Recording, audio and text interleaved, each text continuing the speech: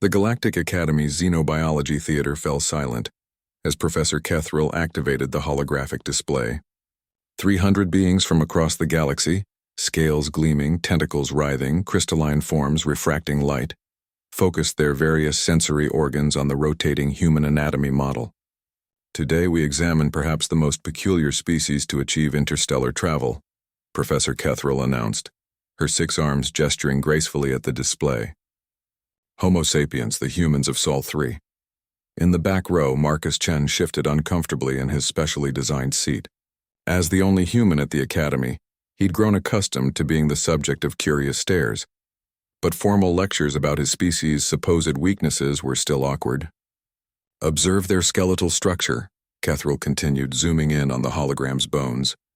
Calcium carbonate, laughably brittle compared to the metallic bones of Rigelians or the diamond-hard exoskeletons of Centaurians. A fall from merely twice their height can shatter these fragile supports. Murmurs rippled through the audience. Marcus rubbed his shin, remembering last week's skateboarding accident that had indeed resulted in a hairline fracture. Their musculature is equally pathetic, the professor went on. Density roughly equivalent to water, generating a mere 40 pounds of force per square inch. Compare this to a Vraxian's 400 pounds per square inch, or a Thrakari's ability to crush steel with their bare manipulators. Marcus flexed his fingers experimentally. He'd never tried crushing steel, admittedly. Their sensory organs primitive beyond belief. Visual spectrum limited to a narrow band between 380 and 750 nanometers. No electroreception, no magnetic field detection, no quantum state awareness. They navigate their world essentially blind and deaf to the universe's true nature. A crystalline being in the 3rd row chimed a question. Professor, if humans are so physiologically inferior, how did they achieve spaceflight? Kethril's mandibles clicked dismissively. Luck, primarily. Their homeworld's low gravity and thin atmosphere made escape easier than most. Plus, they had the benefit of developing on a planet with abundant radioactive elements for primitive nuclear technology. What about their military capabilities? This from a heavily armored Korthak warrior. Minimal, Kethril replied. Their reaction times hover around 200 milliseconds, glacially slow. Their enhanced soldiers require mechanical augmentation just to approach the natural abilities of a juvenile Zenthari. In hand-to-hand combat, they would pose no threat to any properly evolved species. Marcus had heard enough. He cleared his throat, a sound that made several nearby aliens flinch at the unusual noise. Professor Kethril, he said, standing up. I appreciate the lesson, but I was wondering, could I volunteer for a practical demonstration? The theater fell silent. Kethril's 4 eyes blinked in sequence. I beg your pardon. Well, you've explained how weak we are, but I think your students might benefit from a hands-on example. Marcus began walking down the steps toward the front. Maybe someone could demonstrate these superior alien abilities on me. Concerned chittering arose from the audience. Kethril raised her hands. Mr. Chen, that's really not necessary. I insist, Marcus said cheerfully. Education requires practical application, right? A Vraxian student, muscles rippling beneath his blue-scaled skin, stood up. I could perform a standard restraint hold. On Vrax, our younglings learn to subdue prey with minimal effort. Perfect. Marcus rolled up his sleeves. Let's see this superior evolutionary design in action. The Vraxian approached cautiously. Marcus stood still, arms at his sides, wearing the same mild smile he'd maintained throughout the lecture.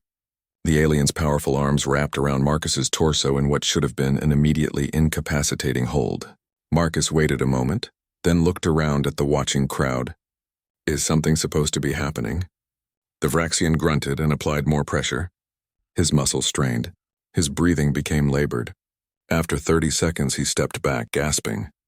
Perhaps, Marcus suggested helpfully, a Thrakari would like to try their steel-crushing grip? A insectoid being with massive claws descended from the upper rows. It grasped Marcus's arm with obvious confidence, then began applying pressure. And more pressure.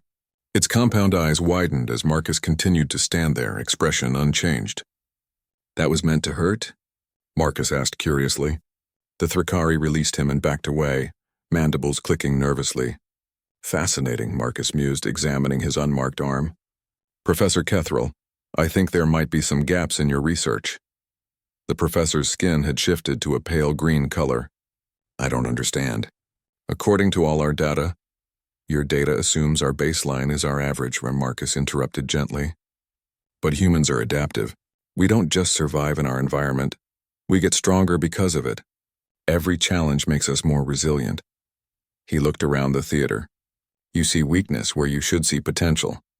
Those brittle bones, they rebuild stronger after every break. That primitive musculature, it responds to stress by multiplying its capacity. Those limited senses, we built machines to extend them beyond what any natural organ could achieve. Marcus began walking back up the stairs. And that slow reaction time the professor mentioned, that's not a bug, it's a feature. We don't react instinctively to threats. We think, we plan. We adapt, we overcome. He paused at his seat. Oh, and Professor?